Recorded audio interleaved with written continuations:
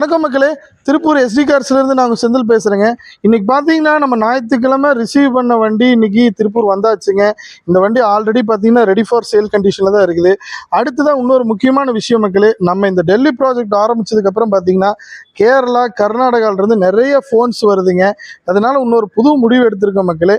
நீங்கள் இப்போ பார்த்தீங்கன்னா தமிழ்நாடு, கேரளா, பாண்டிச்சேரி, கர்நாடகா இந்த 4 ஸ்டேட்டுக்குமே நீங்கள் எந்த ஆர்டிஓ கேட்டிங்கன்னா நம்ம என்ஓசி வாங்கி கொடுத்துடலாம் மக்களே.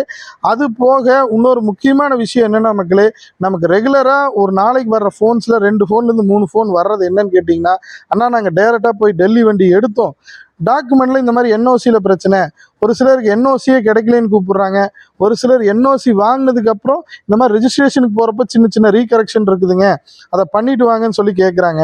நான் வெளியில் எடுக்கிற வண்டிக்கு எந்த சப்போர்ட்டும் பண்ணுறதில்ல மக்களே. அடுத்ததாக பார்த்தீங்கன்னா எஸ்டி கார்ஸில் எடுக்கிற எந்த வண்டியாக இருந்தாலும், அது தமிழ்நாடு வண்டி, நீங்கள் பியூர் தமிழ்நாடு வண்டி எடுத்தாலும் சரி, டெல்லி வண்டி எடுத்தாலும் சரி, அது அப் டு வண்டி ரெஜிஸ்ட்ரேஷன் வரைக்கும் பார்த்தீங்கன்னா நம்ம சப்போர்ட் எப்பவுமே இருக்குது மக்களே. அதுக்கு நாங்கள் கேரண்டி சொல்லி தான் கொடுக்குறோம். இதை நீங்கள் எல்லா பக்கம் கொடுக்குறாங்களான்னு பார்த்துட்டு வண்டி எடுங்க.